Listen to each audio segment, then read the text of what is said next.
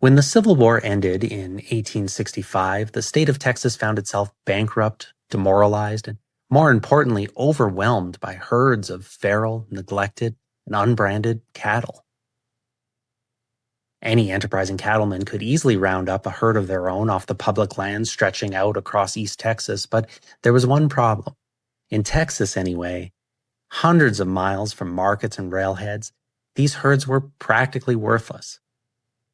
There was, however, a giant demand for beef thousands of miles away in the booming populations of the northeastern United States, where they could sell for sometimes as high as $80 or $90 a head. But how to supply that demand required an entirely different, albeit not new enterprise, the cattle drive. Cattle trailing was an arduous, dangerous affair. Navigating the Shawnee Trail to Sedalia, Missouri, or later the Chisholm Trail from the Rio Grande to Abilene, Kansas, required endurance, fortitude, skill, horsemanship, and manpower. The average herd was made up of 2,500 to 3,000 head of longhorn steers, each set of pointy horns spanning up to 5-6 feet across. An outfit could be made up of 12 to 18 cowboys, a remuda of 50 to 80 horses, wranglers, cooks, chuck wagons, weapons. The constant threat of stampedes, wildlife, rustlers, harsh weather, starvation, disease, and even mutiny loomed over the entire journey, but by the conclusion of the long cattle drive era around 1890, these drives had accomplished what was possibly the greatest migration of domestic animals in human history. It was all the cowboys, all the cattle, all the horses. It's Horses on Film.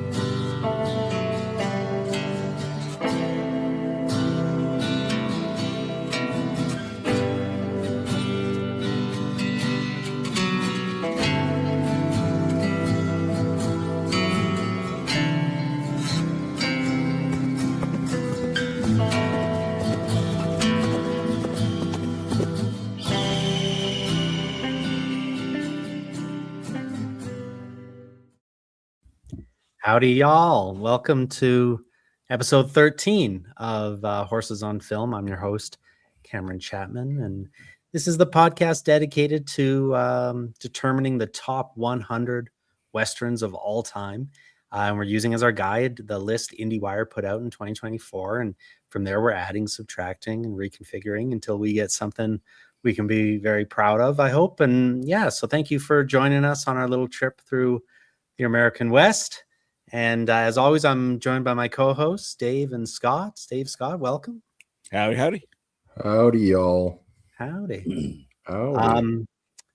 One of the bonus episodes we're talking about doing is Maverick. And I noticed when I was doing all that cattle research that the name Maverick started because Samuel A. Maverick was a Texas cattleman who famously didn't brand his cattle. And after the war and everything, when these cattle were spread out all over, any unbranded cattle was considered a maverick. They said, oh, it must be a maverick. But anyway, they all got kind of resold and mixed in and spread out around Texas. And then it was about 1880 something where the word maverick came to mean anyone who was independent or refused to conform. And so I had no idea that name was so new. The more you know. Yeah. More you know. I actually really did not know. That's actually really cool. Yeah, I thought that was wild. But anyway, I do want to say I made a mistake. And I do every episode, I'm sure I make at least one. We were talking about Treasure of Sierra Madre last episode, and I said I was sure that it was on AFI's list of the top 10 Westerns. I know it's number 38 on their top 100 films. It's not. It's not in the top 10 Westerns, which really surprised me. It's always weird. So I watch like the Game Awards and stuff, or like even like the like Golden Globes or Oscars, whatever. And it's like when a film wins like Best Picture or whatever, but none of the other categories, I'm like, right. If it's the best at everything, wouldn't it be the best at all of these too?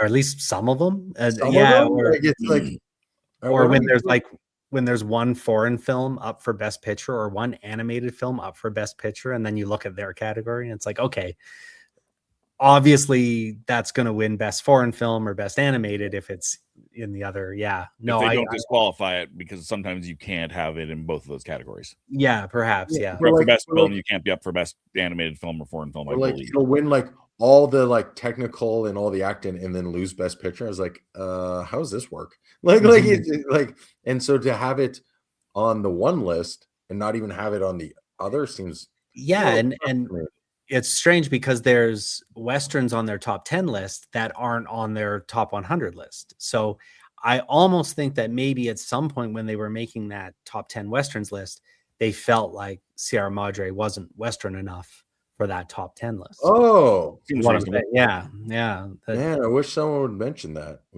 Someone should have said that on the last podcast. Yeah.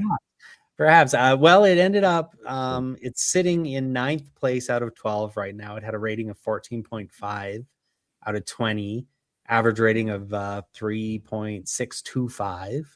So, I think it's in a comfortable spot. I think that's a high enough mark to kind of keep it in the mix, as long as when we get to the end of this, we still consider it Western enough. But that's the being that low makes me feel like, because if we're talking about putting other stuff on the list. Yeah. Well, we'll see. Well, I'll tell you another movie that's in that top 10 on the AFI list. Number 5 on the list, Red River, the one we're covering today. So according to AFI, it's one of the top 10 Westerns of all time. So we'll see where it ends up on our list. I like watching the intro, and you had the City Slickers stuff in there. I was like, that's what this reminds me of. It's just like, and I bet you, and they'll come up again on that episode where it's like, you can tell the references are there. It's an homage, even, I would say, with a like humorous bent and a better cast. Yeah. Well, yeah, it certainly this movie was influential throughout almost every other movie on this list, because it comes kind of before the golden age, 1948. So yeah, let's get into it. Let's start talking Red River, because I think we got a lot to say about it. So yeah. Do we have a guest on this one? We do. So I'll introduce our returning guest in a moment. In a moment. Put up this, and we'll have a little bit of mood music. Oh yeah, I totally forgot about this bit. Yeah, we gotta do this. My bad. Following the Civil War, headstrong rancher Thomas Dunson decides to lead a perilous cattle drive from Texas to Missouri. During the exhausting journey, his persistence becomes tyrannical in the eyes of Matthew Garth, his adopted son and protege.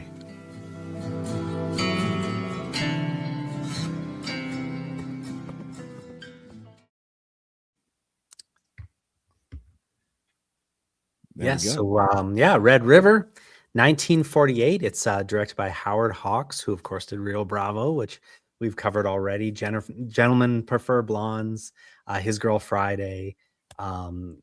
Prolific director and certainly known for his dialogue and his strong female characters. And you see a little bit of that even in this in 1948. It stars John Wayne, Montgomery Clift, Walter Brennan, John Ireland, and Joanne Drew.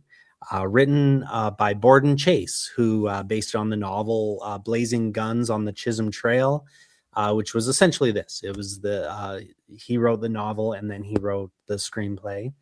It first appeared as a 6-part serial in the Saturday Evening Post from December 1946 to January 1947, before being published as Red River to coincide with the release of the film.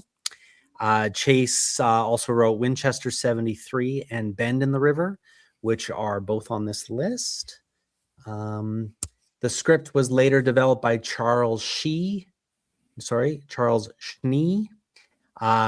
wrote The Furies, a movie that I kind of am championing to get on the list.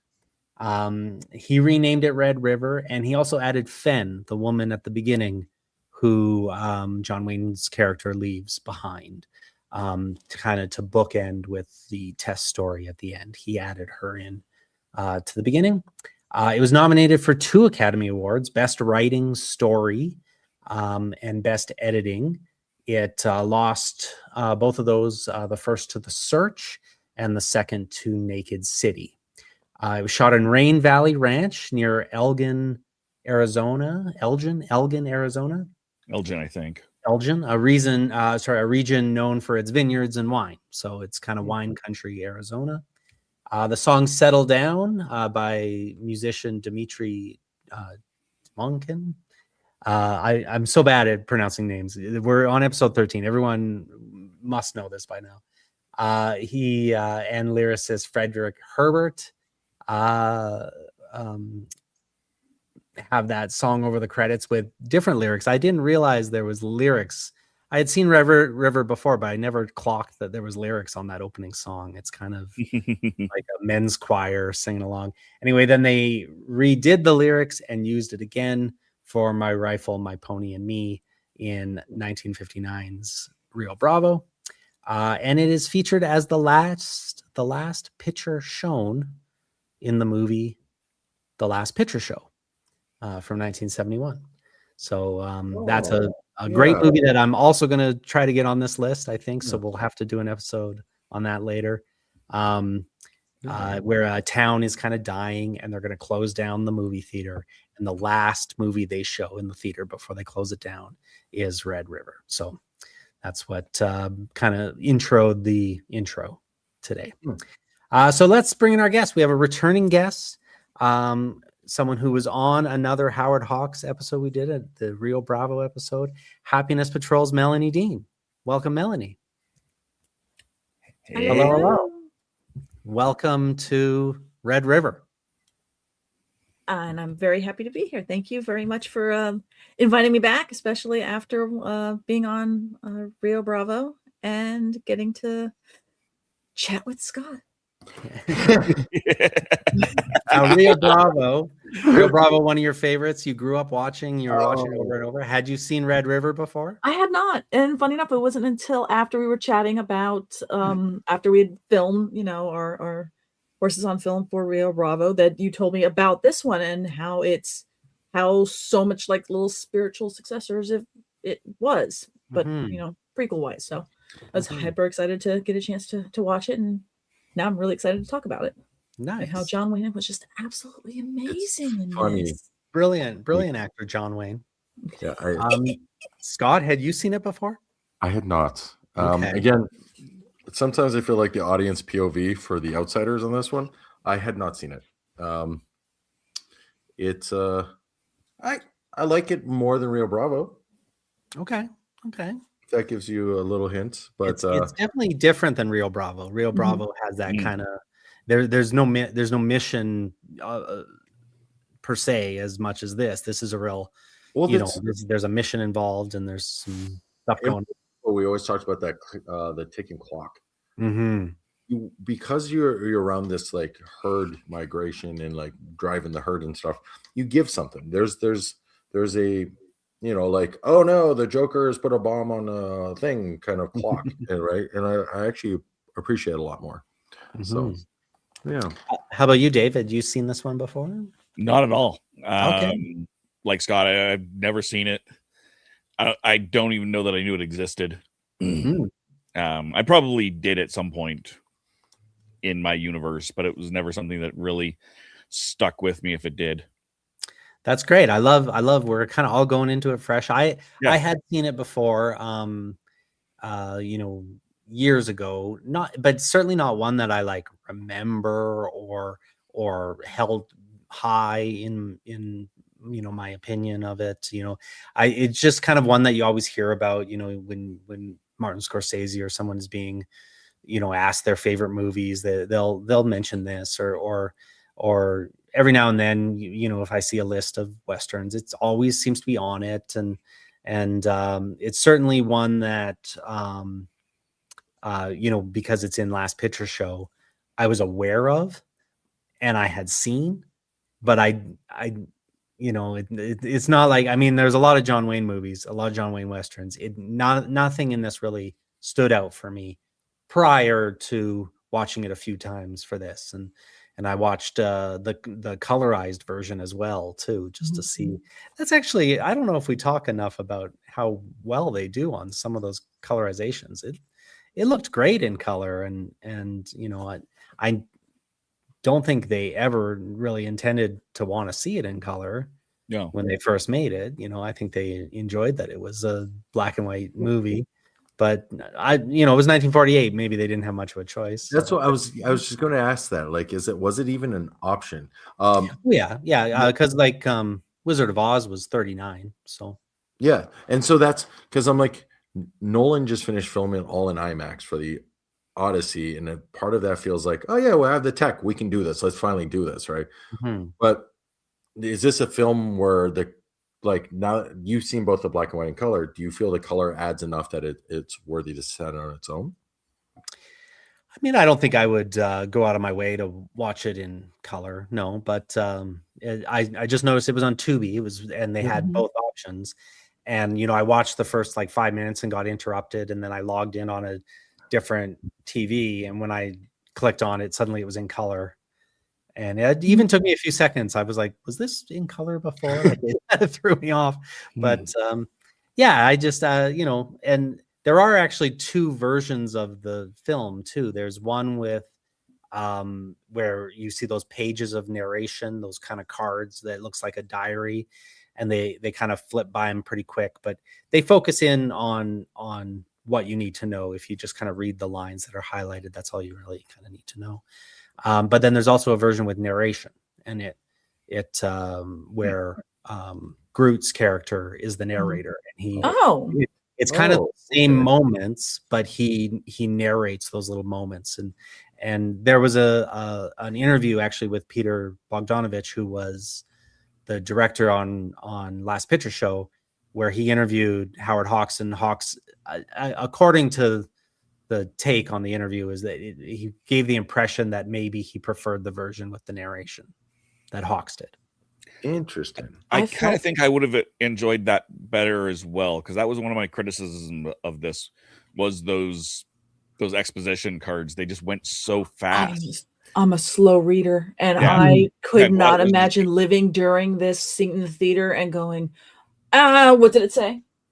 Yeah. But and having to look at a lot of people poking. What was that? Yeah. Because at least here I was able to pause and go, okay, what am I reading? That's why you and your friends go, because then like, Cam, you got line 1, Dave, you got line 2, Mel, you got line 3, and I'll take line 4, and then we'll just middle bottom afterwards. Yeah. Now you just take your cell phone out and take a picture. Yeah. The upside to me, I think, is they weren't vital to the story. Like, it wasn't vital storytelling on those diary pieces. They were there to kind of break up the in-film time. I think so. It feels that way. They jump ahead a little bit, move a little bit. There was story there, but I thought it helped push I thought it helped push John Wayne's character becoming where I'm realizing, we're heading towards a mutiny. He's becoming it, because they use the word tyrant in there and everything to kind of help get the audience to realize, because it's a long slog to the halfway point till you realize, we're gonna mutiny. Yeah, and it is based a little bit on Mutiny on the Bounty. It's sort of I really got the vibe off that. I'm like, because I remember looking over at Kevin like, this is Mutiny on the Bounty. Yeah, exactly. It's very much it. Yeah. And you do, in those little title cards, you do kind of get a little insight into how the men were feeling about him, and just a little bit extra, but they're not vital. You're right. They're not storytelling elements. They're not. Kind of set it up too, because like, again, at the very beginning, when he kind of leaves the wagon, and goes like, I didn't sign anything, I'm gone. And I was just like, okay, this is the kind of character we're dealing with. Okay. But then, when everyone was going on the actual cattle drive, they did sign. There is that scene that very few of the few interior scenes where they really do sign. And I think it goes to show that there is this kind of like cowboy honor system of like, you see a job through to the end, and he warns them at the beginning. He's like, if you're signing up now, you're doing this job till the end. There's no quitting. There's no leaving. There's no, I love how the morale flipped the second it became Matt's crew. Yeah. And they really showed that just in the camera work and how everything looked broader and bigger and brighter and more open. But as you're realizing like his tyrannical kind of ways are happening, even filming it started getting closer and more cramped, and the camera's on everybody. I'm like, oh, this is, so I started really picking apart those kind of aspects of like the DP on this and going, oh, this is neat. And just watching the old school way of doing the effects of, okay, we're going to do fog and it's just an overlay, and we're going to do rain, or we'll rain right here and put the camera here, and it works. There were some great physical effects too, like when that flaming arrow came at him in the first attack, and later when Tess gets the arrow in the shoulder. Yeah, pretty good. When she got that arrow, I'm like, oh, and then they realize she's pinned, and yeah, she's pinned. I'm like, oh, I didn't. Oh the ball, because it kind of looks like a ball, and all I could think of is fireball, and it's just like, and I'm just like, and then once I got past that, I'm like, oh, this is actually something. Yeah. It looked really cool. Yeah, it actually was really good. I always wondered, again, when there was the hat we talked about in the last one, the hat being shot, I was like, I would love to see the practical on this. Like, I think is it Buster Keaton that rides the front of the train and like the old stuntman? Yeah, like, the general. He's trying to like lay the track as we go, or the house falling. Like that is like some crazy stuff by today's standards. The house falling on him. They begged him not to do it. That one is like, yeah, measure 47 times, cut once kind of thing. Like it's just So I would love to see a behind the scenes of how they all did those old stuntman effects. So, and some of them were so simple, but it was just a great trick of the camera. Like even in the beginning, when Groot takes the knife, when John Wayne's character, I can't remember the name now. Dunson, thank you. So when Dunson's in the water and he's tackling with the Native American, and they're fighting, and he takes the knife, throws it handle first, not like I've seen some people actually throw a knife, turns it, flips it, looks at, kind of does the underhand, and they just cut right to him holding it by the handle, just going. And I'm like, oh, that was actually cut really well to play with that. And then doing it under the water, so definitely the actor is out of the way and he's just stabbing at the water. I'm like, this is really good. They should have got nominated for some awards for editing, man. Yeah. I was just thinking that. I was like, that's weird. And the editor did play a big part in how this ended, because Howard Hawks started the editing process, but then went off to a different project. And that's part of the reason why they ended up with two different versions. It was of course shot in 1946. It was supposed to come out in 46. But it got delayed 2 years by a lawsuit. And then we can get into that, but it ended up not coming out until 48. That's why they ended up with two versions of it, because of this lawsuit and stuff. So yeah, there's kind of a, the editor is the storyteller in most cases in movies. The editor, like Annie Hall, Star Wars, a lot, really can change in that editing room, and in this one too, even though it's based on a book and it follows the book pretty closely. There's a few differences. I did read the book, and there's a few kind of slight story element differences, but the course of the story, the structure, stays pretty true to it.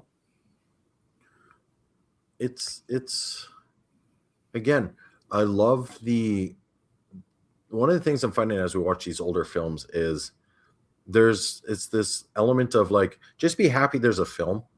And nowadays there's like 70 films a week.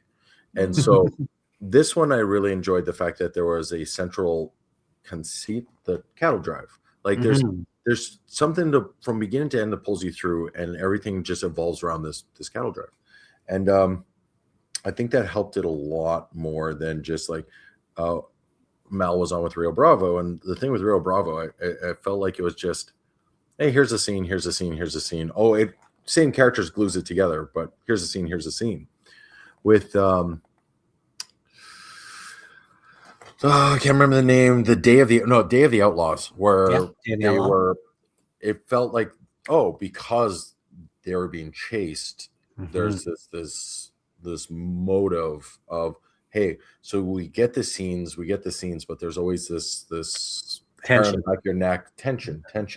Yeah. And I felt this did, for what tension or what that is. I actually didn't think it was terrible at it. Not my favorite by any means, Yeah. but it helped. And so as I watch these older films, it just feels like you be lucky you even get to see this. These are crazy to make. And nowadays, like some dude with an iPhone goes, cool, we're just going to make a film. And then all of a sudden, Netflix goes, cool, here's a bunch of money. Mhm. Like, it's just like, it's Well, so certainly that the beginning of the cattle drive, as they're working their way up and they're still on Dunson's crew, it does have that kind of underlying tension of they're losing it, and then this idea that, like, I think it's a little bit of sins of the father. It's a little bit of kind of that idea of like you have to kill your dad, like the old kind of story trope that the son has to rise up and take the place, kind of the Star Wars, the whatever, the idea that he's so set in his ways. We're going to Missouri because I know there's a train in Missouri. We're going to Missouri. And then when news comes out that, we might go to, or you might have this other option. But did you see it? Yeah, everybody's on board. Everyone's like, oh, well, let's do that. It's safer. We'll be going through, Indian territory, but it's not as arduous. It's not as long, and it was amazing how all the young people were quick to be like, yes, let's do that. And John Wayne was so set in his ways. And that was kind of his downfall, was that he wasn't willing to see a new way of doing things, which is a story I think that is universal and still true to this day. And then when they did kind of pull the mutiny and leave them behind with no men and no weapons, they were still looking over their shoulder. So then there was a little bit of that kind of Day of the Outlaw kind of idea that as they were making their way to town, is the train actually going to be there? And I found myself getting a little emotional when they did arrive in town, or when they arrived at the train. And, I was kind of, I was happy for Matt. I was happy for them. Because they all had this hero's welcome too from the town. Because it was like the town was like, you rescued us because we've been needing beef, we've been needing cattle, we need this. Yeah. Well, and in real life, I can't think of his first name, but McCoy, who's kind of that the character Mr. Melville represented, Harry Carey Sr. McCoy did go to Abilene and set up, they did lay the track to Abilene. He did set up stockyards and all that stuff at great cost. He built hotels and restaurants and all in anticipation that Texas cattle drives would come to him along this, yet to be established trail, which later became the Chisholm Trail. But he took a financial risk setting all that up. And so when they came to town, Mr. Melville kind of represents that risk, and he's thrilled. Like he's willing to pay them whatever or do anything, because his major investment is paying off. I was excited because I seeing Harry Carey Jr. in this. And then when we get up to see Mr. Melville, I'm like, it's Harry Carey Sr. This is awesome. Yeah, but Dan, also just how big in scope this movie was, with how many characters there were. And it wasn't like just all the red shirt kind of cattle people were just nameless. After a while, I knew which one was Buster and naturally which one was Cherry, or were Latimer, or Finale. Yeah. So I was like, oh wait, I'm remembering characters. I'm never going to be great with names, but I can reckon at least the characters and feel for some of them, like the one that's like, oh no, please don't tell me he's going to steal sugar right now, not right now. And then finally I'm like, what in the Keystone Cop? Will you just back away from the rustling cans? And everyone's just sitting there in shock, making it worse every time he moves, and they keep cutting to everybody like, and then he's fumbling. Yeah, that was wild. That was maybe a little over the top, but it fits. Effective. It works. Yeah, it works. Absolutely, it really does. Like, and it's stuff like it's moments like that like where I talk about more modern film, and I think they scene leads into scene, or we're showing you this scene I'm pitching like Memento actually, or like a Nolan again, where it's this scene doesn't make sense right now, but it will make sense if you trust me. Mm-hmm. With the older film, and it just always felt like, because something like this started as your 6 parts, here's this scene, and it just might be fill in time kind of feel. This, it always felt like we're moving towards, like as the cattle drives across, so is the story. And it's for an older film on this list, I actually thought it did really well. So I like that too with Dan Latimer, the Harry Carey Jr. role. They ask him kind of what he's looking forward to, and he's like, I'm looking forward to getting $100 for doing this, and I've never seen $100. I did laugh. Dave, did you notice he said he might buy the old Chapman place? I didn't even notice that. Yeah. And red shoes for his wife. Yeah, and red shoes for his wife. Yeah. There's a movie called The Red Shoes, which came out in 1948, and I thought at first, is this a reference? But no, because this would have come out. Well, no, because the Easter egg wasn't invented till 1971. So I don't even think they celebrated Easter until recently. But I thought that buy the old Chapman place. I thought that was really funny. And then the other one that threw me when they meet Chase or Cherry, when they meet Cherry, they mention that he's from Valverde. But I swear the first 2-3 times they said it, I thought they said Alberta. Same. Yeah, they said Valverde, something like that. The way they pronounced it, I thought for sure they said Alberta, and I was all excited. Like, I rewind. That's one of the few points I did actually rewind. Yeah, and I think I watched it at one point with the closed captioning on, and then also in the book too. It's Valverde, but I thought that was interesting. Alberta didn't exist until 1971, like the Easter egg. Alberta? Oh, yeah. Alberta's what? I remember us turning 100. 2015, we turned 100. So we're 100 and... Yeah. Thinking back on your point of whether or not this could have been in color, I was thinking how, given the scale of this and the budget of how many... Because in certain scenes... I don't know if they used any stock footage of like a stampede or whatnot, but as far as I know, it's like that's a lot of head of cow. Yeah, that's a lot of cattle, and to know that you're going to be doing all this, putting on a stampede, hurting them, doing all this kind of stuff. How much money is in your budget to shoot all this out in that's not a stage. You can't put that many cows, No. I could see where this would be can we colorize it? At that point, going like, boo, we ain't got the budget for color on top of everything else. Yeah, I'm not sure when it might have been way later. I can tell you that the final scene they shot was the stampede. All the they caught all the actors earlier, but they went back and shot stampede stuff. It was a sequence shot by the second unit director, Arthur Rawson. Because it took them 13 days to shoot those stampede, and they had 35 cattle wranglers, which were not the cast members. But the Howard Hawks had already kind of moved on. And I love that they showed that during a stampede, the cattle can get hurt and trampled. After showing that, there's bodies of how many are you losing of the animal itself. Yeah, it was a dangerous affair. Even just the actual crossing or like the actual journey. They went from almost 10,000 over 10,000. They lost about 600-700 by the time they got to town. He said, we're down about 600-700. And so that's a little bit of maybe, I don't think they would have slaughtered and eaten them along the way. Maybe they would have. Maybe if it was, maybe they got injured. Yeah, if it happened real quick, they're like, okay, quick, we need to butcher this one. Yeah, there'd be injuries there. And then also, there was a little bit of math involved in planning these things. And normally it's not the actual owner of the cattle that took the cattle. There was actually trail bosses that would be hired to do it. But the math, they had to go a certain distance each day to cover that distance, to make good time, all that stuff. But they couldn't go too far, because if they pushed the cattle too hard, they would lose weight.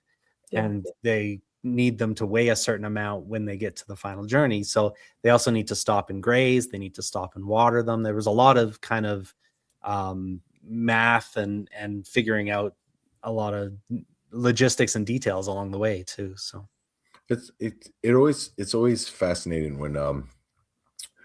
when something seems simple, so simple on the outside, and you start breaking down how this actually happens. You're like, okay, I didn't realize 90% of what you just said, kind of thing, right? And it's just like Yeah. I didn't realize some things look like magic or some things look simple, and the fact that it looks simple means it's real hard, actually. Fording across that river Yeah. that they showed, and it was the actors on it. I Mhm. cannot tell you how stupidly impressed I am of Walter Brennan, because at first I'm like, oh, it's an actor wearing his hat, and he turns around to the camera and Mhm. keeps going, and I'm like, Right in there. he's on a wagon.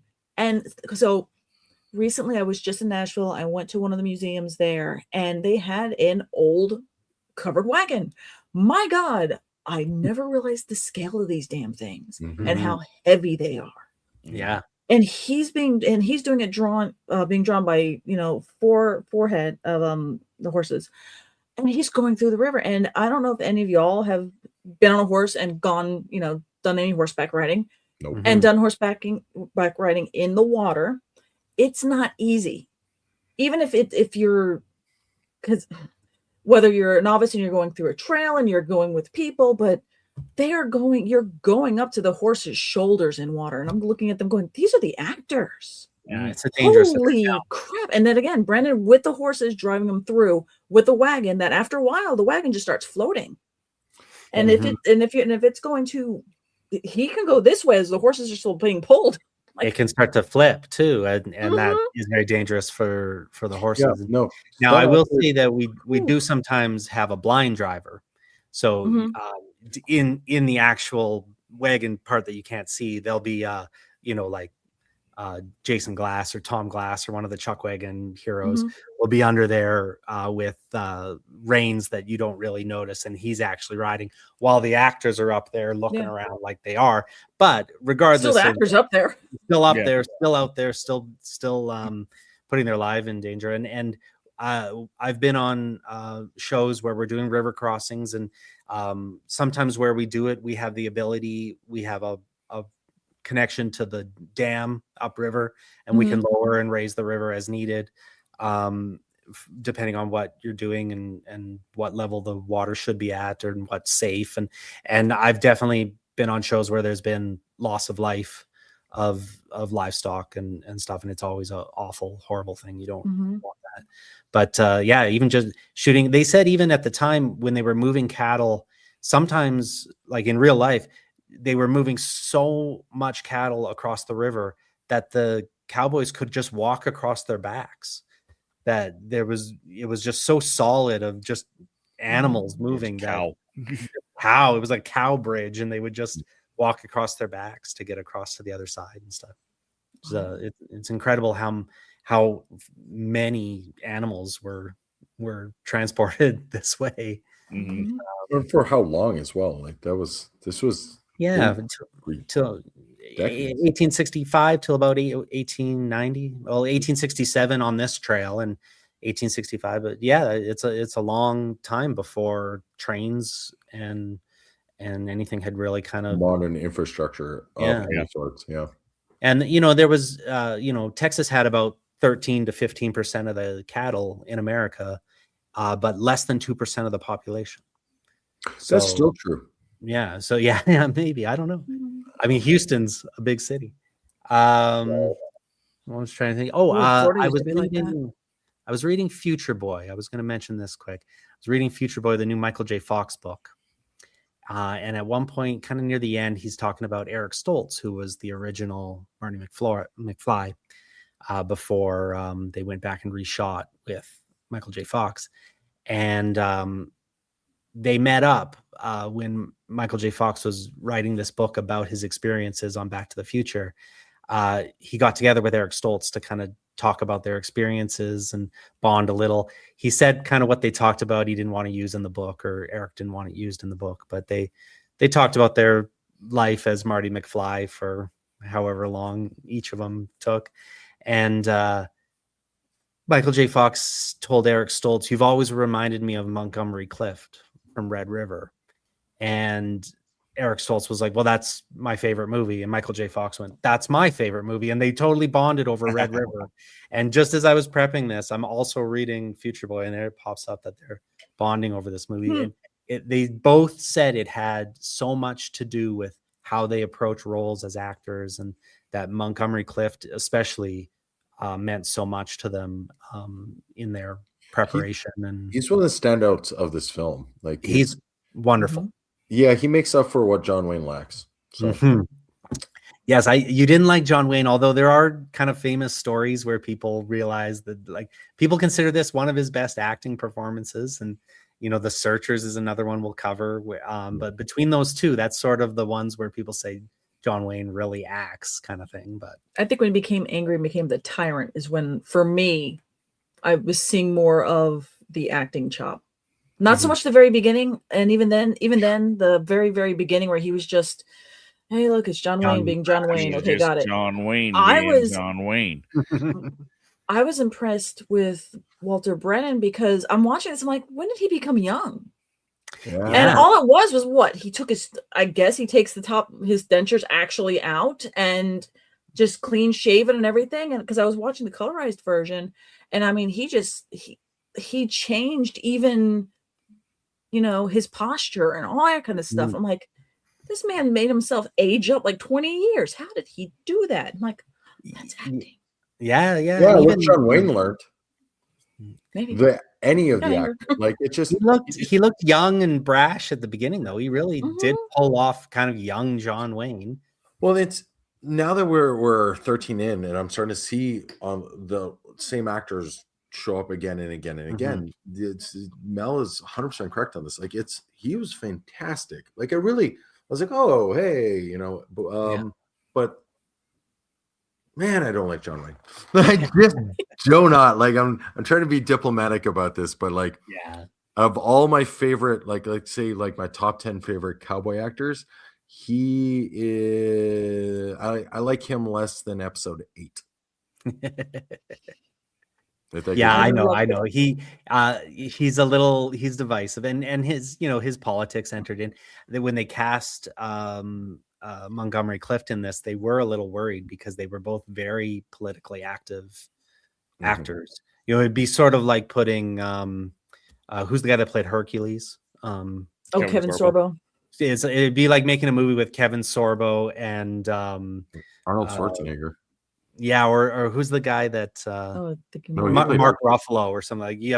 Someone's really far left, one far right. Right, and that's sort of how which makes sense because I joke that it's not far left, far right. It's actually a horseshoe. The more they get closer together. Yeah. In many ways, especially right now. But yeah, it was a kind of a political time in America, and obviously, you know, they got into like the anti-communists. And the blacklist and all this. The writer of this, Borden Chase, was a member of that panel that was ratting people out and really coming down on communism, you know, in this time. And it was a very strange time in Hollywood. And I mean, John Wayne was literally the bad guy in the movie Trumbo. Like he, you know, it was a real struggle between political sides at this time.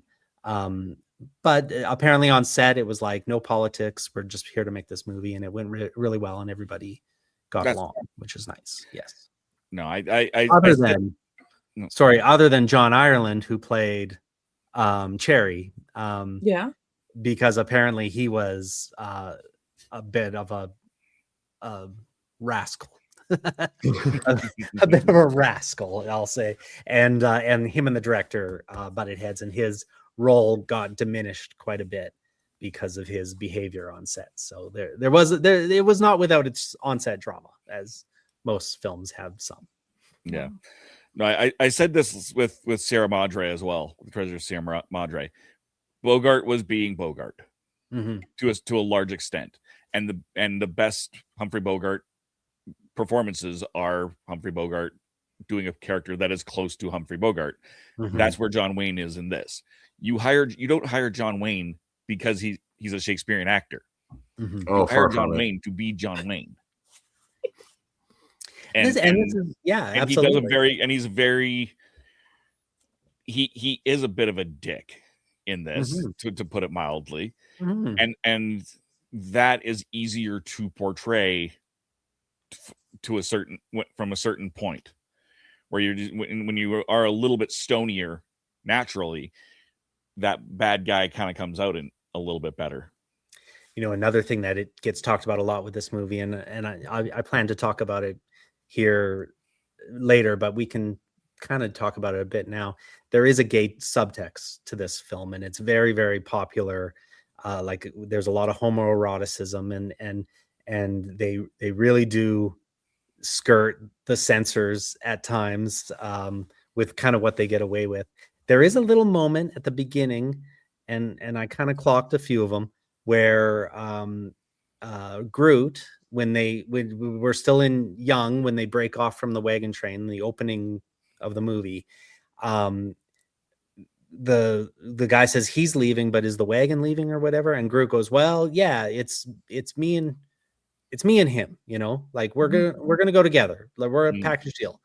And then, there's a lot in this of like these moments of jealousy, and I think Groot's character is really rooting for Matt. Matt goes off to war, and when Matt comes back, there's another really kind of touching moment where he's like, I haven't seen him this happy since since you got back, and like that, he's like, this is really about whether it's gay subtext or just honest, true men showing their affection and their love for other men. And it really permeates through this whole movie. And there's parts where it's like they couldn't have made this journey. There's certain things that they couldn't have accomplished if they didn't have like a true love for each other. And then when it gets to the end of the movie, then obviously there's the scenes with Cherry and Matt that, where they're comparing guns, and, he says, the Swiss watch and the woman. And then he asks him, oh, have you ever had a Swiss watch? Purposely not asking him if he's ever had a woman. There's a lot of those things where they really kind of, I've seen videos of people watching it and they like blush, like they get kind of frazzled by it, because there's so much sexual tension between those two actors, and it really it really like permeates. But then there's even a little moment where before they decide to head out, when they're branding cattle, and Dunson makes a crack to Matt that, well, Matt says, you're going to end up branding every hide here outside of mine. And Dunson says, well, get me a branding iron. Like there was a little bit of like kind of father-son ownership moment there too. Yeah. There's just a lot of interesting moments of tension and stuff. And they refer to him, well, he's a handful of his own and stuff. There's a lot of lines that I think play on it, but then when you get to that ending, and it is a little bit of a maligned ending, I don't know if you guys enjoyed the ending, where we haven't talked about the Tess character much, but eventually in the end, Tess is the one that's like, can't you guys see that you love each other? And giving this big speech. And it's something, it's a very Howard Hawks strong female character, telling everybody what they can see in front of their eyes if they would just open their eyes. And but it is a little jarring in the movie because we kind of just met Tess. I've thought a lot about, what if that was Groot? What if Groot was the one that was like, can't you guys see that you love each other and let's end this? But I think Groot is still kind of from that like old school Shakespearean world where it's like, no, eventually the son has to kill the father and take over. And I think that's what he's rooting for. And I think that's even what he's rooting for with Cherry and Matt. He's like, oh, those two, well, they're going to face off at some point. They're just teasing each other now. But, like, I think that there's a lot of shock to the ending. Because at first I could see where it's looking back and then thinking of the ending going, how was I not disappointed with how quick this and abrupt this ending was? I'm going, I think for me it worked because she came out with literally guns blazing, and you could see the two of them were shocked. So not only were the Yeah. two main characters shocked, I'm, as an audience member, shocked, going, wait, Yeah. wait, what? And I'm enjoying how she just finally had it, especially with the gush. Like, did I tell you to move? No. Bam. I'm like, whoa. Okay, we're just gonna all sit down. Annie got her gun. Annie got her Yeah. gun. We need to be quiet. Yeah. It's And I loved how, like, his thing was like, you need to marry her. And, you know, and honestly, if this had happened without having the first love of his life at the very beginning and seeing that needed to happen, so there was a foreshadow going through of that how much John Wayne's character had lost, especially when they had that scene between him and her, Yeah. and they were talking, and how, like, how do you already know my name, and all that kind of stuff. And he's kind of like, you can see he's kind of prodding her, especially when he tells her to stand up and give him a twirl. Yeah, give me a twirl. And the whole thing about a son, Yeah. it's like, my husband even went, ick, and I went, no, he's testing her. And I think going, that's what it was, because my Spidey senses went, that's not creepy. This is something else, and it ended up being something else. Where having that first note at the beginning of the movie of what he lost, and now he in the second part with her going, that's basically the same kind of woman. Yeah, that was a and great. Then at the end, it was a great addition by Charles Schnee to add the woman at the beginning, Fen, and then bookend it with that scene. So and I think that's where, that's where it kind of like became a movie. Because the book, it doesn't have that first character, and it doesn't have any of that bookending ability. You've mentioned this twice now, the add in the female character, and both times the first thing came to mind is when we were discussing There Will Be Blood and how that female character was missing, absent. Yeah, and I'm wondering if this movie would feel more like that, where it was very, very much. Side tangent as well. I think this is the first time we've talked about a film this old with like subtlety and subtext and all this stuff. Undertone. What I find again with the older films is they're very upfront about everything, and this one trusts the audience a little more, and I appreciate that. I would any other actor other than John Wayne, I would have loved this more. Like, I really don't think he can act. And it's in more and more as I see him, I realize he can't. He just shows up on set and put my name on the marquee. Let's go, right? Like, it's just like but like, I love that there's a lot more to it, and the fact that you can dissect this film and really like dig into it. It's one of the better ones around this area we've watched. Well, there's a lot of layers to it, and the ending is abrupt. But it's still very touching when he redraws the brand and he says, you've earned it. You've earned it now.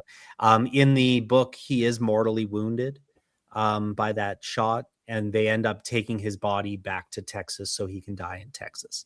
And that's how, but even in this, he said, no, it just kind of got the fat, just a flesh wound. Yeah. He didn't, I think you get the impression that they are going to go back and they're going to start a new herd, and they're going to keep doing these types of things. And another thing in the book, he's from Merseyside, across the river. Like, his character, they introduce him as being from Merseyside, which is across the river from Liverpool.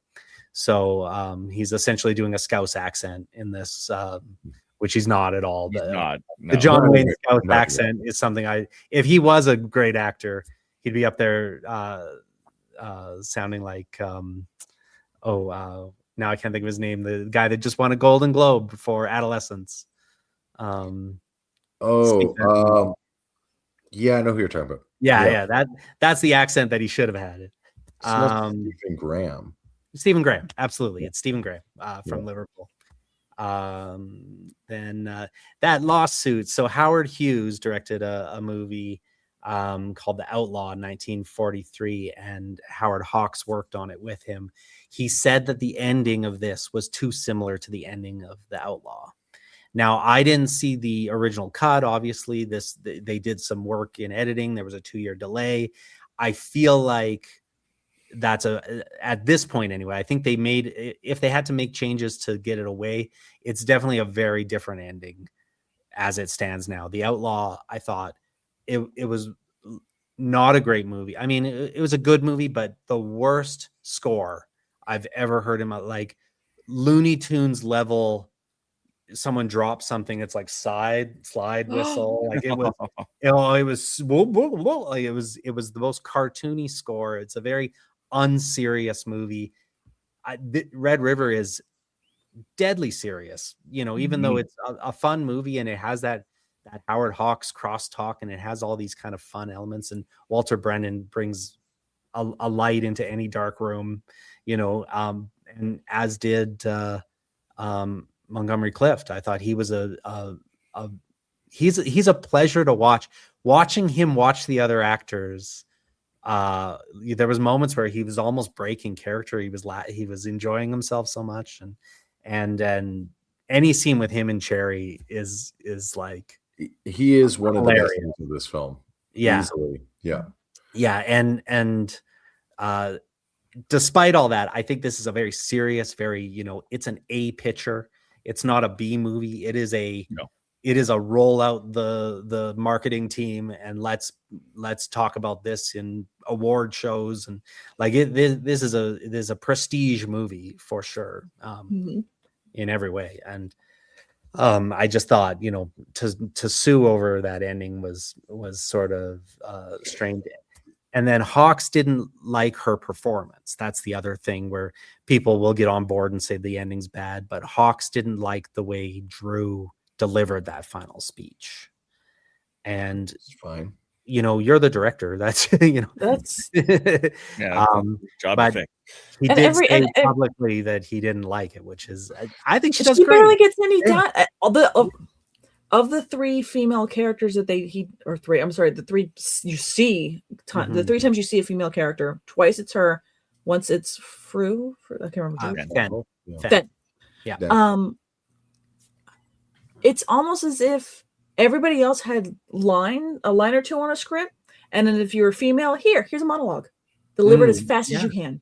Yeah, that's true. It's like we're just counting words to be like, no, you can't say there wasn't any women. They had 1,014 words. And also that she needs to say the character's name that she's talking to each time. Mm-hmm. Yes, I don't know how I forgot Tom's name, because every time Tom, I'm like, oh my God, girl. Yeah, it does not pass the Bechdel test. But it is very, it's not a long walk from this to Angie Dickinson in Rio Bravo. Yeah. And you know what? I also think Tess was they were working with the censors there. They didn't want to make her one of the sex workers. They're the prostitutes. And I liked how she got offended by that too. Yeah. And she never said it. Yeah. Because even in the subtitles, you thought I was one of those, You thought I was a. Yeah, she was a card player. She was a gambler. She was going with this casino troupe, headed just to just Nevada. Like the woman in Rio Bravo. Exactly, just like Feather. Yeah, she's got to hustle.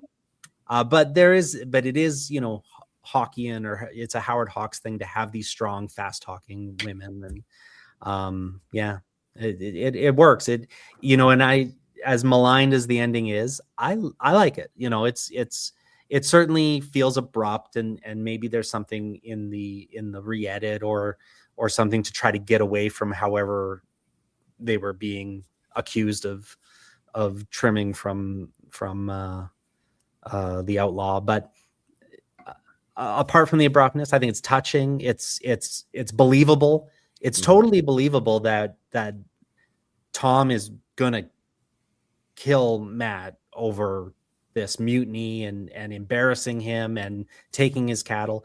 But I think once he sees that, oh, I sold all this in your name, the check is made out to you.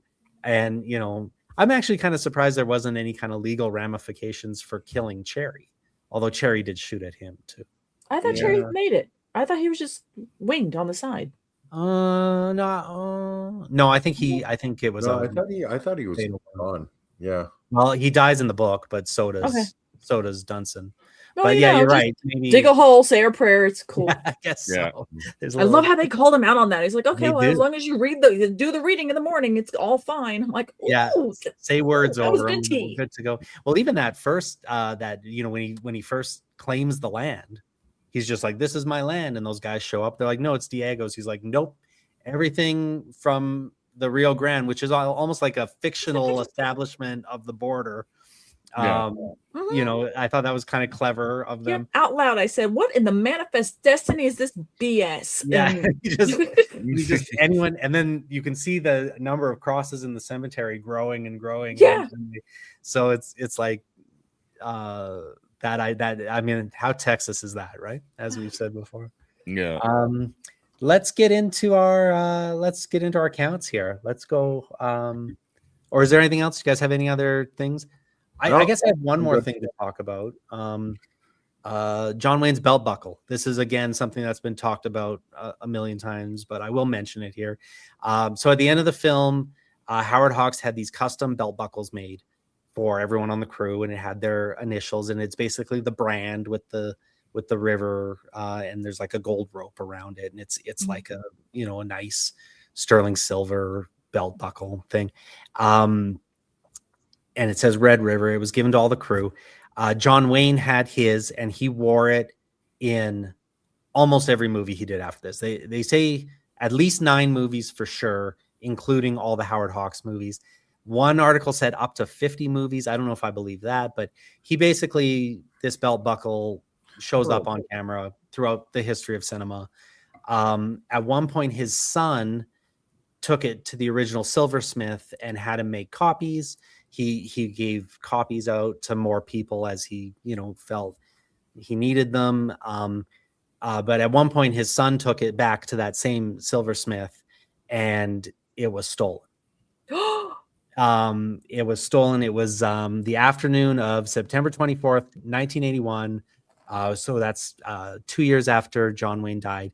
He was making copies for Michael, was the son. He was making copies for all his brothers and sisters so that they could have one.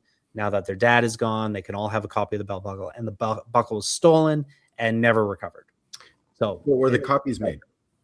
No, before the copies were made. Before the cup, that sucks. At least these copies. There were other copies made before that, and people had other versions of it, and you can certainly find them in movie memorabilia collecting things, but the original John Wayne belt buckle is out there somewhere, or destroyed, or some thief didn't know what it was worth and threw it in a river. Or unless if it was the only thing stolen, then I think it's probably around and it's in somebody's collection.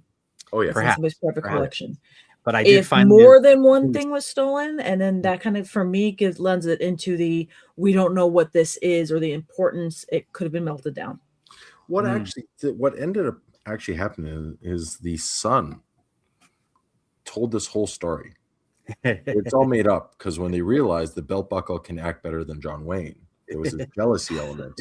I knew it was coming. I was preparing for it. Yeah, I was preparing for it. Where is he going? It's my belt buckle. I'll do it. It was either going to be an indictment of The Last Jedi, or something was going to happen there. Anyway, when was this stolen? In the 80s? 81. Yeah, and I found the police report, and the police report only mentioned that John Wayne can act buckle. It doesn't say as part of a bigger robbery or anything like that. But they estimated in 81 it was worth about $100,000. So it's probably more now. Millions. Are you sure, detective? You need to include the acting quality of the person who owned the belt buckle. Yeah, I would like that on record. It's weird that he would mention that. It's weird. Like, see, that's the thing. Now it's over 40 years. You're looking at, if somebody's a collector. I'm sorry. I love every year that it doesn't show up, it gets more and more valuable. So. Right, but it's also. There's a threshold between when something's stolen, around between 40 and 60 years for it to possibly show up, because there's a good percentage where it could be in an estate sale or within someone's house. Someone has died, and then that's when it can be recovered. I heard or D.B. at least Cooper has kind of rediscovered. So we're starting to move into that zone of wherever it is, it might not be known by the next person, and come back into existence if it was even recognized for what it was. If it's recognized, Yeah. But like there's a small little percentage now. It's like, oh, it's entered in that zone. That's kind of interesting. Yeah. When it can happen. My other notes I have about Montgomery Clift. I think we'll get more into him. That he's in another movie on the list called The Misfits, with Marilyn Monroe and Clark Gable. I think we'll talk more about his tragic life at that point, because that was kind of more akin to that story. But he had a very tragic life and a very tragic end. But yeah, let's get into our horses on film count. I'm on board with all the horses on this one. Dave, what do you think? All the cows. All the cows, all the cattle. So many cows. So many cows. All the horses as well. Definitely. Those cows are so adorable. I love cows. I've worked with lots of cows. One of my early jobs was on a Nickelodeon show called Caitlin's Way. And we had an adorable cow that was like domesticated, basically. And we were in a national park. And I was at the time, it was early in my career, I was in locations, and what part of locations is like garbage and making sure that like nothing is left, and leaving the site better than when the film crew got there. And they told me, as domesticated as this cow is, it's not allowed to poop in the national park. So, or it was a provincial park, not allowed to poop in the provincial park. So I had to like follow the cow around and make sure none of the poo stayed. And that was, these are the early film jobs that you do. And pay your dues. But again, I was happy to do it because that cow was so adorable. It's funny you're saying this, and all in my head I was like, you live in Cowtown. Yeah, so like, there's cows everywhere. Not enough. There used to be cows right on our street, because before, as this was developing, at the end of our street there was a fence, and they still have silos there where the farm used to be. But we used to fall asleep and hear the mooing cows. It was lovely. It was a lovely. I miss them. It's funny because I didn't know where you lived there, but now I do. Like, I'm not going to say it, but I'm just like, oh, I know exactly what you're talking about, actually. Yeah. Calgary. Yeah. How about you guys? Are you on board for all the horses? All the horses for sure. I mean, I would say all, especially, granted, there's all the horses, but even more cows. But I really did like that they showed that they had their horses, and that they always had a little stable of fresh horses, and them showing you a few times them herding them with the rest of the herd. And that they had to get to their next spot, and you're kind of like, oh. And then even the part where like the one was like, oh, this one's ankle is getting puffy, we're gonna have to paint it. But showing that for such a long drive, that they had to keep also having multiple horses to make sure that they were on fresh 6 to 7. So I thought that was cool. Yeah. It's really funny because when you hear about cattle drives and stuff like this, it's always this element of like function over form, where we just got to get this done. But like, here you are being like, no, they actually care. They like, it's not just a job. They care about these animals. They care about they're part of it. Both the cattle and the horses. And I think they showed it really well. We didn't talk about it till now, but I think they showed that really well. Yeah, and even when John Wayne sent Cherry off to get those guys that ran away, he said, take an extra horse, like take 2 horses. Like the idea is go hard, like you're chasing after these guys. Take an extra horse so you can ride through the night, that kind of thing. Like it's a great moment in Costner's Horizon Chapter 1 too, where the little boy escapes after the town is attacked. And he takes 2 horses, and he's riding 2 horses at once. And then when the one tires out, he jumps on the one and keeps going on the other, kind of thing. Like it was a necessary thing for these cowboys to have multiple horses to make this work. Yeah, wild. How about ratings? Want to get into ratings? Yeah, I give it a 3. Okay. I didn't love the movie. I didn't like John Wayne. We'll wait till Scott gets to this. The ending was abrupt. Those dialogue cards went too fast. There was enough things to bring the score down, and I didn't love it enough to overlook those in my score. Hmm. Didn't hate the movie. 3 is not a bad rating. 3's good. It's a 60%. That's not terrible. Yeah. Exactly. This is an important film. Do I personally think it is one of the best? Not necessarily, but it is certainly one of the most important. And to skip to the next part before everyone else goes, yes, it still belongs on the list. Yeah. But I just didn't love it. So 3. Yeah. How about you, Mel? Where are you at? I was hoping that you're going to pick Scott first so that I can bring up his ending. I'm going to go with a 5. So now we're just going to do that. So I'm just going to keep moving the roller coaster up until we go have fun with here. I really love the hell out of this. Yeah. There is even that fact that there's a John Wayne in it. As somebody who's watched a lot of John Wayne and growing up with John Wayne, this for me, of all the John Wayne-ingest movies, this was his best showing when he started getting angry, when he started becoming unhinged, he started going off the rails, and I got to see possibly in his acting of maybe him getting having a few drinks too many drinks at the bar and too many people are asking for his autograph. We got that John Wayne coming out being I loved it. I can't say enough about the gem that is Walter Brennan. I mean, he's just so good when he's on screen, and I love the little thing between him and I'm gonna say the name Quo. Yes, about the teeth. Teeth. I thought that was hilarious, and how much he was yelling at him about his English, and you could just see he's now doing it on purpose. Absolutely. I love that. The fact that they hired somebody who was an actual Native American to fulfill this role. At this time, they did not go grab a random Italian and go, "Hey, you're Sicilian. You can do this, right?" Chief Yolachi played Quo. Yeah, because that was one I remember going on IMDb to see. Oh, that he grew up in a reservation. And fun fact, his first foray into show business is he was an opera singer. Oh, that's really cool. Again, the Italian thing, but except he was actually Native. Anyway, love that he was in there. I liked how robust this cast was, and it wasn't just a bunch of faceless people on horses that were just there. There's a lot of it was easy to remember everyone's faces. Everyone kind of had great looks. There was recognizable. Yeah, they weren't a recognizable actor.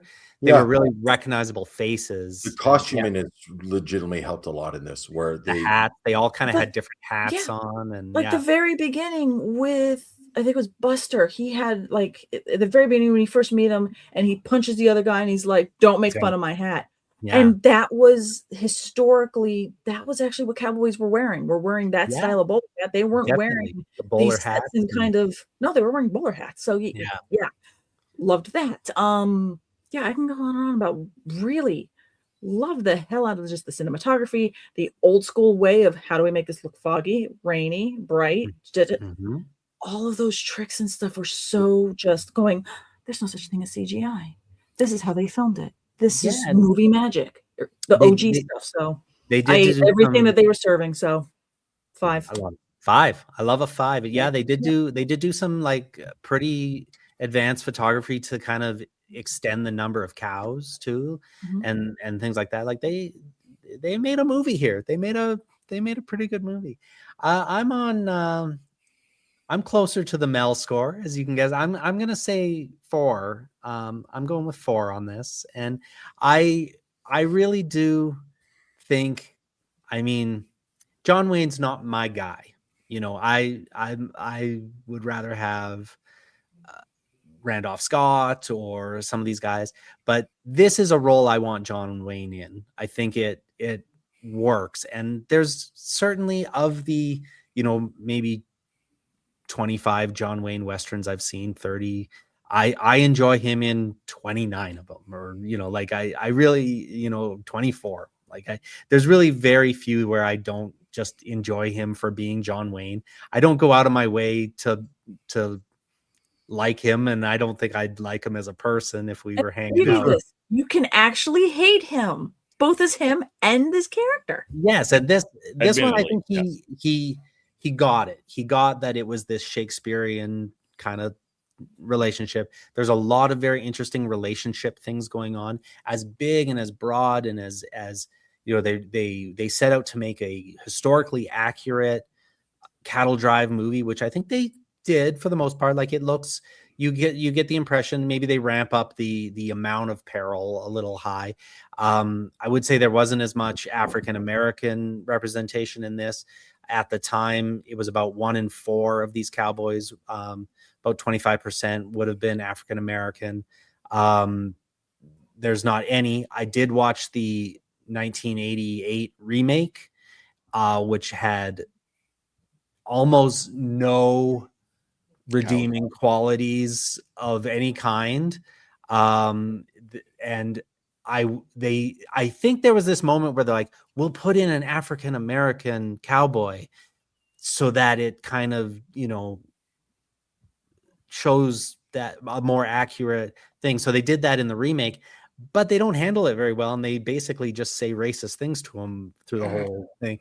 And it's like, well, what was the point of that? Like, are you trying to be accurate, or like, I almost feel like that who the director of the remake was like, I love 2 movies, Red River for maybe all the wrong reasons, and Blazing Saddles for all the wrong reasons, and we'll put these 2 movies together.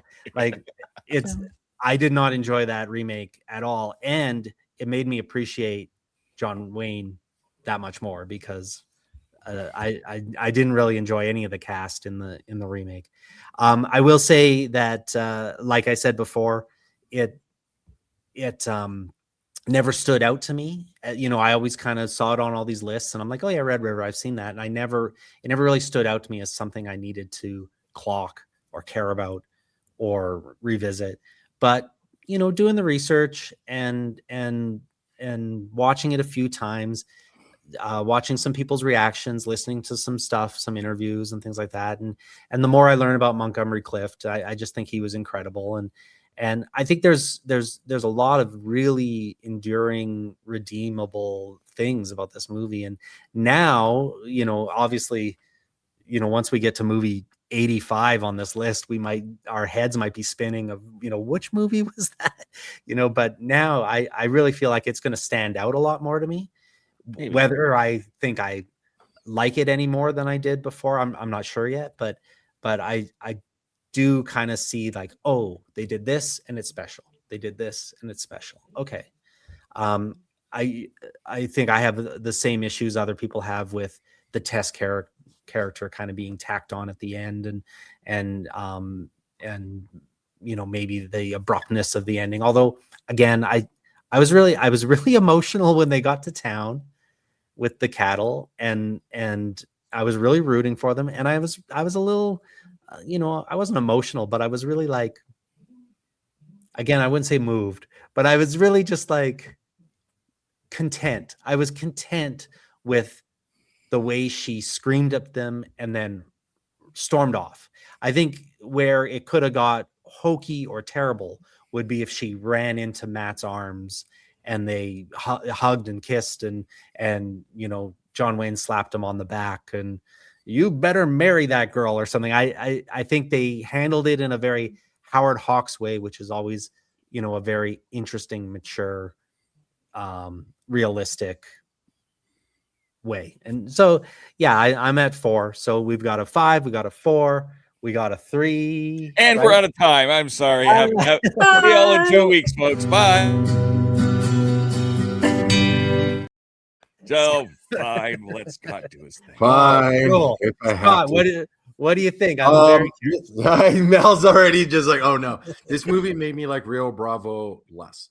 But like it's you said before you liked it more than Rio Bravo. I do. There's a lot to like here. You mentioned the lack of black cowboys in this, and I was just like, that's because John Wayne would just use the N-word all he could. They're like, we're rolling. He's like, fine, it's okay to use it. Like it's maybe. Like there were actually not like John Wayne. There were entire outfits that were all black. You know, like that was a common thing when you were hiring these things. It was and So they did, yeah. They had the Irish guy in there with his bowler hat, and again, No, very just like, But a lot more. But yeah, there should have been. John Wayne aside, though, is it going to get a higher rating than? Yeah, I like no, because in my head I was like, I want to give this a 2, but I like it more than Rio Bravo. Is that what you gave Rio Bravo to? Can I go back and give that one a 1? And you then know, yeah, these things are flowing. We can change them around. And I feel really bad because like before we started rolling, I was like, I'm sorry, Mal. Like it's just like, and it's the technical is there. Everything we've talked about is 100% correct.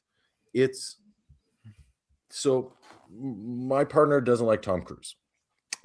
Understandable why. Nor does mine. Yeah.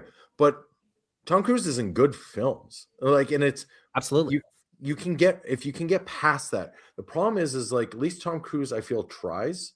John Wayne doesn't. He just doesn't. He's just like, give me the paycheck. I'll come on and say some weird hokey crap. Not even hokey, just like what, like, you know, like Americana, whatever it's going to end up being, like howdy partner, you know, and then just like put my name on the marquee and we'll just call it.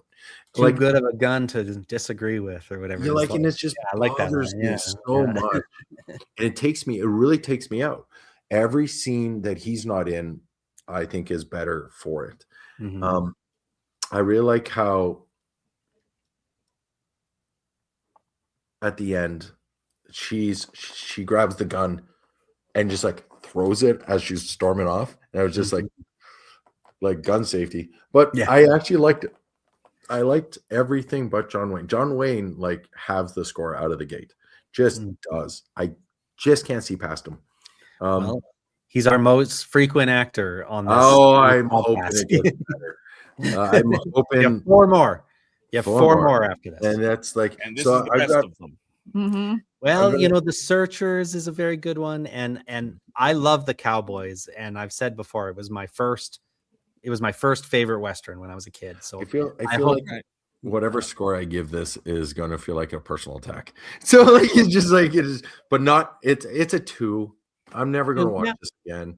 Yeah, I understand why I understand why Mel likes Rio Bravo. I understand why we got there. I get that, but you would think we've talked about I like Morally Gray, and it's danced around and it has a chance to be in here, and this feels like there could be, but for 1948, you know, for 48, that was it's impressive as a film.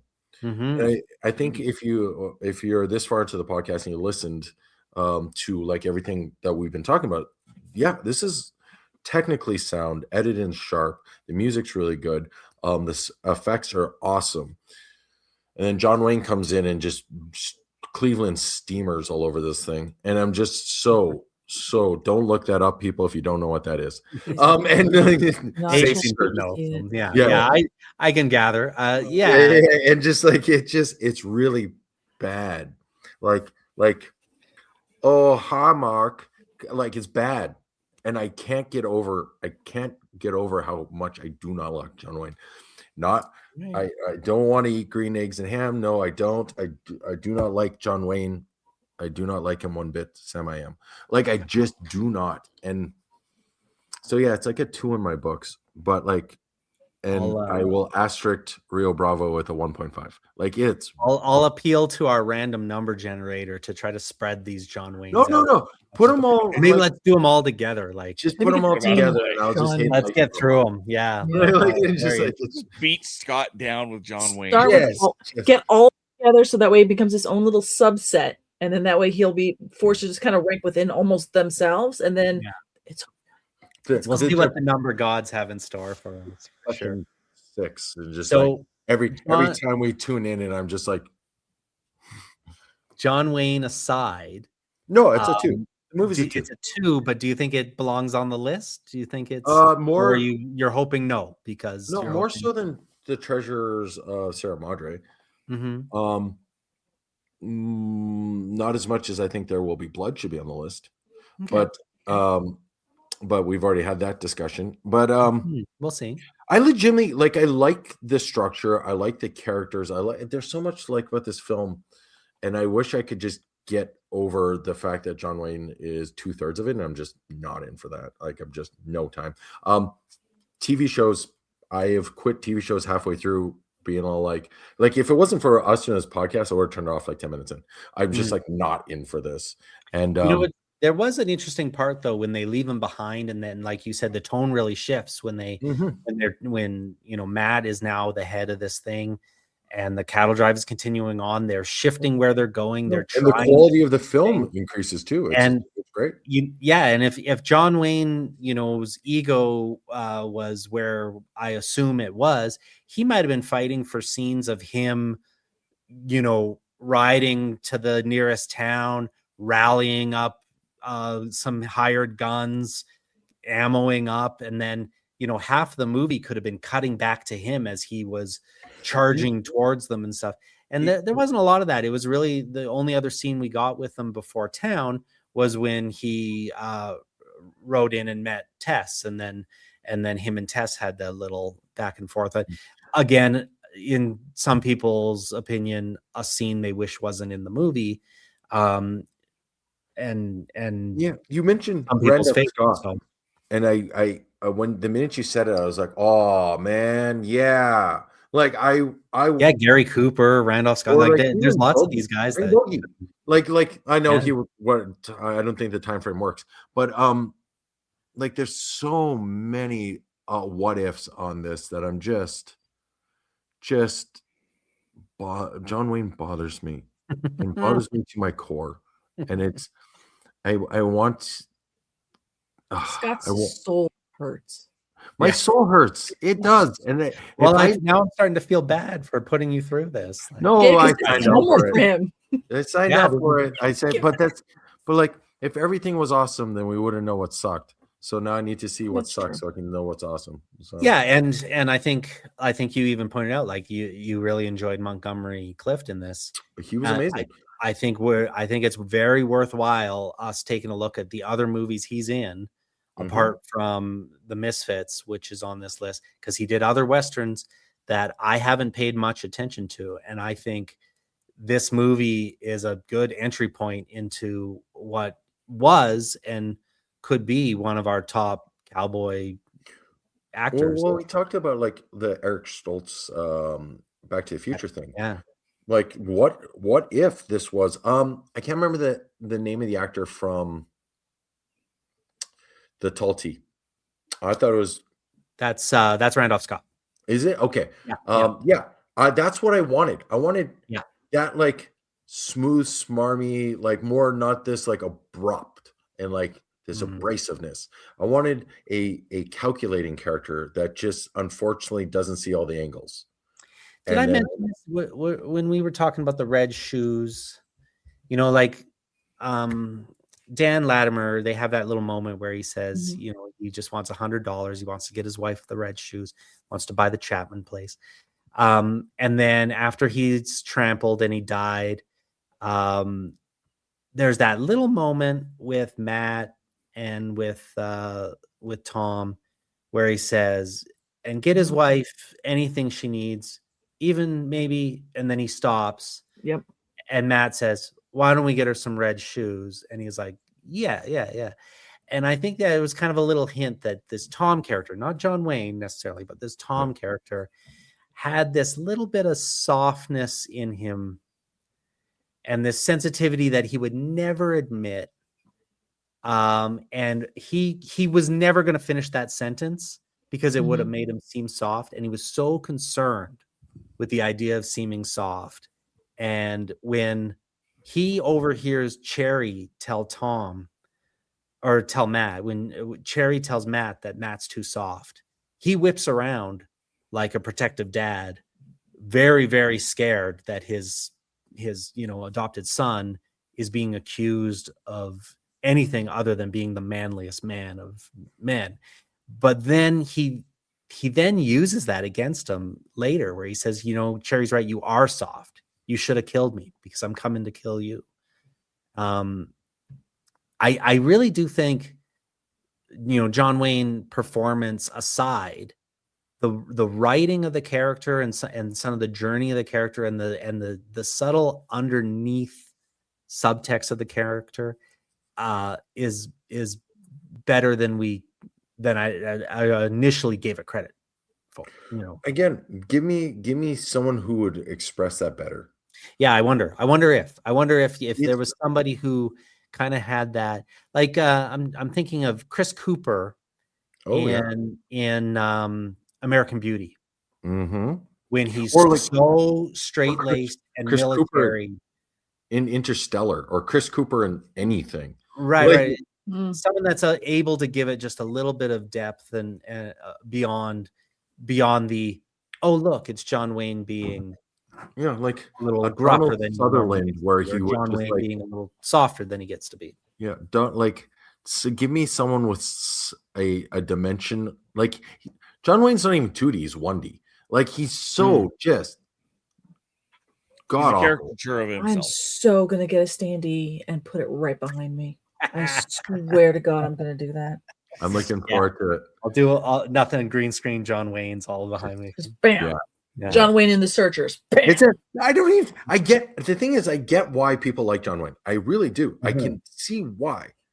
And if he's like Elvis, he's a character. It's John Wayne. It's John. I understand. Yeah, John Wayne. Yeah, I understand why people love Elvis, and I understand why you'd go like everyone went to see those Elvis movies. But out of context, if you take 50, 60, 70 years later, you just say, hey, look at this guy. He was the biggest star in the world. I think it's hard to convince, this new generation of kids that Elvis means anything. One of the conversations I have about new music is, especially now that music is so accessible, and it works the same for films because of streaming and whatever, is you're not, back then you're releasing your film and it's because of how it's accessible it is, this is your film.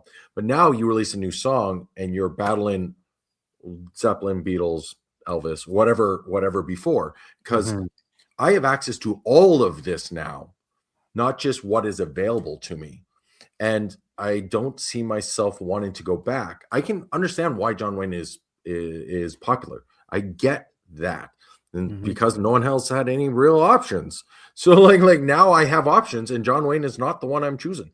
All right. So all right. Are there any other films that you guys would like, other than John Wayne films? Are there any other films that we think would fill this void if there was no Red River on the list? Is there anything? City Slickers.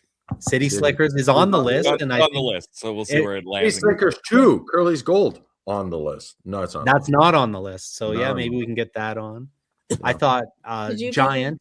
I've talked Giant before. I think Giant tells a lot of the same story about what it means to be a manly man in Texas with cattle. And what were you gonna say, Mel? I was gonna say Stagecoach. Oh yeah, Stagecoach. Yeah. Is Stagecoach on the list? I feel like the original one is. I like how Dave's looking at his nuts. I'm like, I don't have that. I'm gonna keep bringing up John Wayne ones just to the 1939 Stagecoach might. I'm actually. Yes, it is. Yes. Cards on the table. I'm looking forward to actually watching the other I Wayne ones. I need to. I'm hoping one of them shows me what everyone else is seeing. Did you do El Dorado yet? I don't go into like. No. I joked about last week. I was like, oh great, here we go.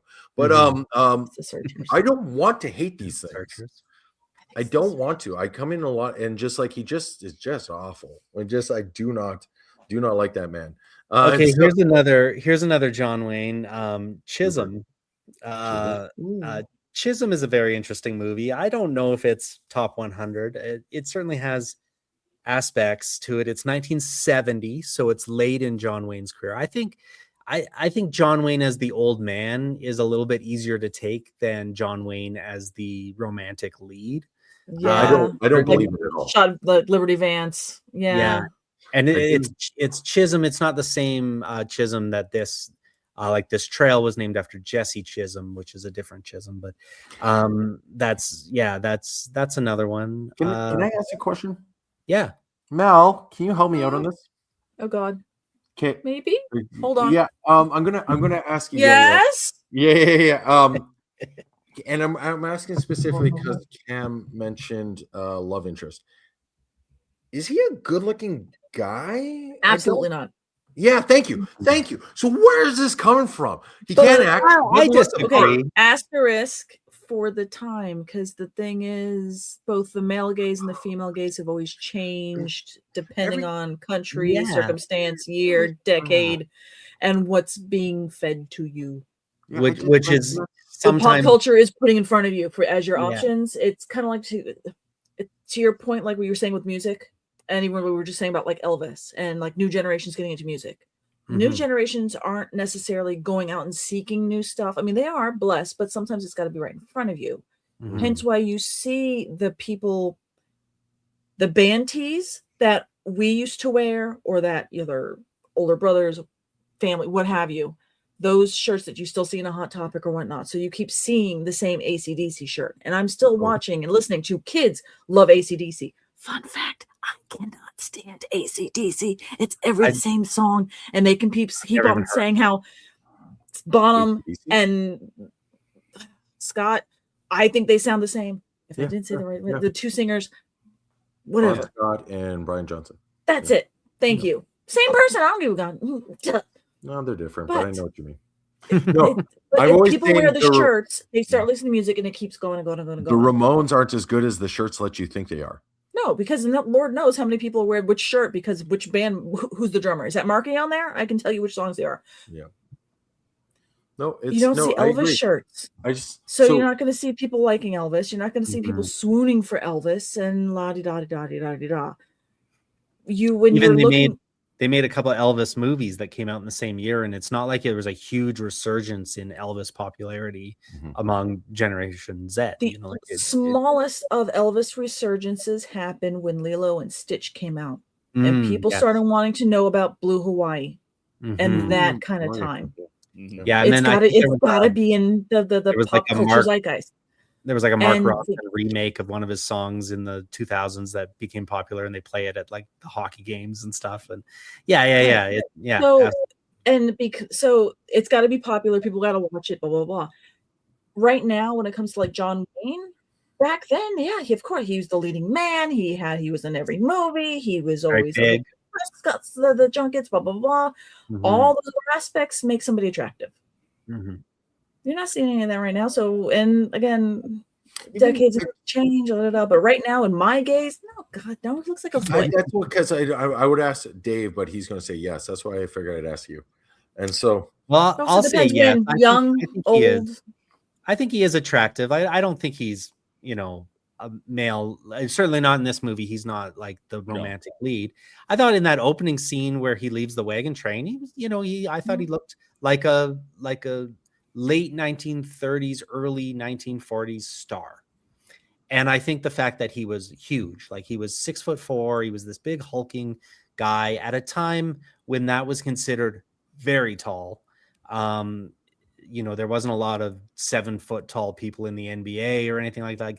That was a big person at the time, which I think was attractive around that post-war era. And it's worth pointing out, by the time this movie came around, he was 20 years into his career.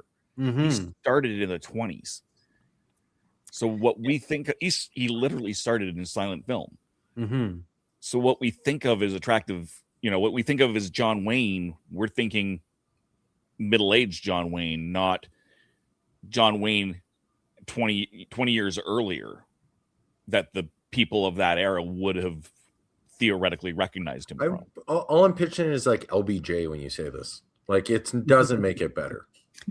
Like I'm just like a young John Wayne. All I'm picturing is like that greaseback LBJ. So it's just like I'll say how long his hair was in this movie, though. At the very end, really seeing how long his hair was. That was surprising. And that they must have put either the gray, because I watched the colorized version, because I'm thinking that it was longer. That I don't know if they put color in it to make it look more gray, or what they did to try making him age up a little bit. I'm a huge fan of, like, I just picture every day in makeup him being like, just make me look like one of those dirty hippies. And that's the long hair, I think his politics is like bleeding into, like, his persona bleeds through almost everything he does, because that's just kind of his persona. I think it's John Wayneism was actually what they were going to go with over McCarthyism, but they went, no, that doesn't roll off the tongue as well. Yeah.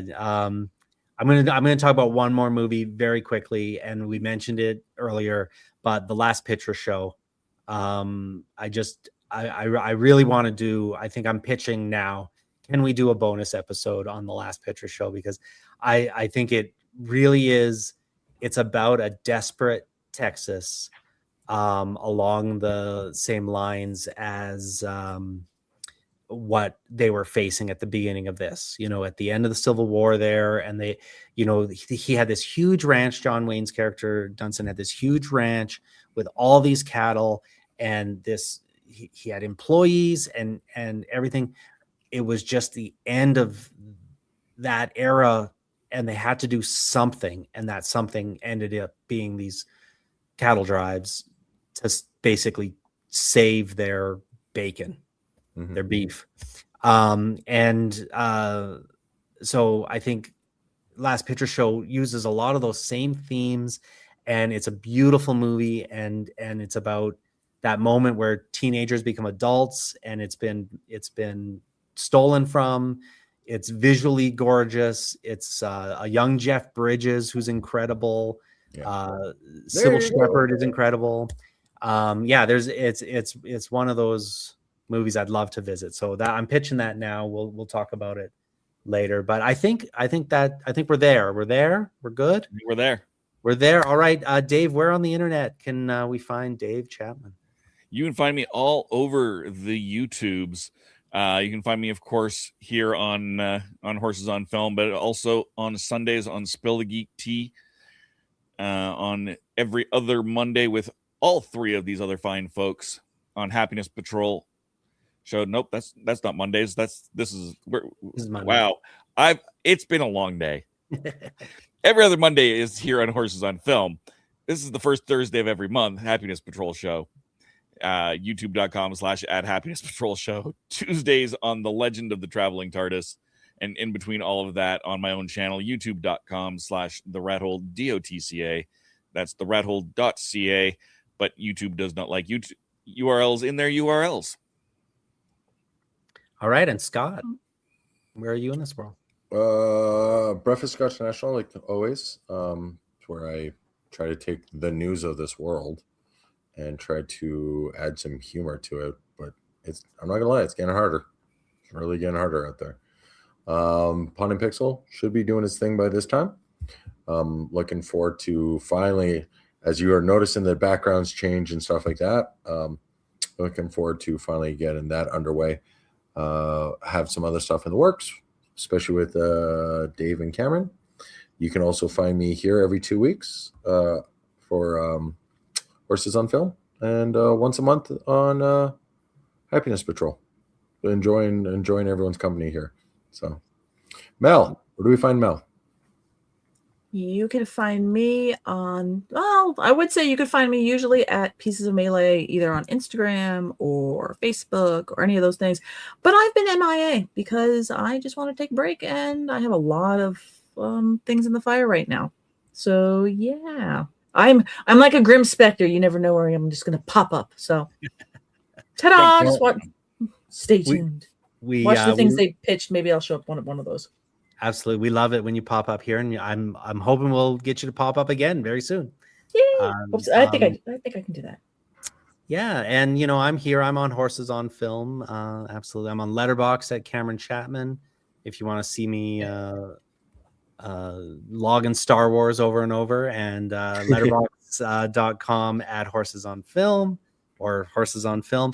This is where we've got all our lists, where I'm going through, I'm liking everyone's reviews that I read, and I'm trying to comment and start some dialogues there with people that love movies and are kind of on a Western journey or watching Westerns. I love it. Let's do it.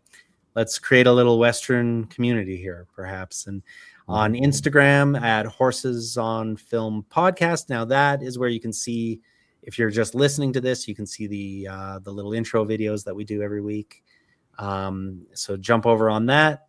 And then if you have any questions, concerns, anything, email us at horsesonfilm@gmail.com. We're here. We're doing it. We're loving it. We're now 13% through. I'm going to say next week, we're on to episode 14. It's the 52nd movie on the list. It's from 1957. It's called 40 Guns. It's written and directed by Samuel Fuller. Stars Barbara Stanwyck, Barry Sullivan, Gene Barry. It's 80 minutes. Gotta love an 80-minute movie. That's going to be great. It's streaming free on Plex and Tubi, so hopefully that's an easy one for people to watch over the next couple of weeks. And 40 Guns. I'm looking forward to that. Sorry. Comment on Cameron's. When you watch this, tell me why I'm wrong about John Wayne. Just put it in the comments. I will read it. I'll try to see your point, but he does have fans. He does have people that really do and I get it. Tell him why I'm correct. Yeah. No, I'm on board. Prove me wrong. Yeah, please, because John Wayne ain't doing you any favors on this. So it's like someone go to bat for this man, please.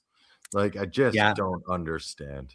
He's not for everyone, but there is something. I mean, what we're doing here, we're making westerns, and John Wayne. I mean, how many of these other actors are just trying to be John Wayne, wish they were John Wayne? How many people would swap careers with John Wayne? I mean, he's the guy. He's the best John Wayne of the John Wayne characters. Yeah.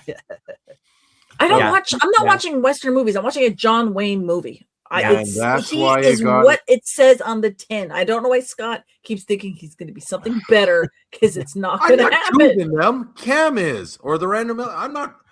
I'm only doing this because I said yes. Because he's 90% of the Western genre, unless you're like Jimmy Stewart.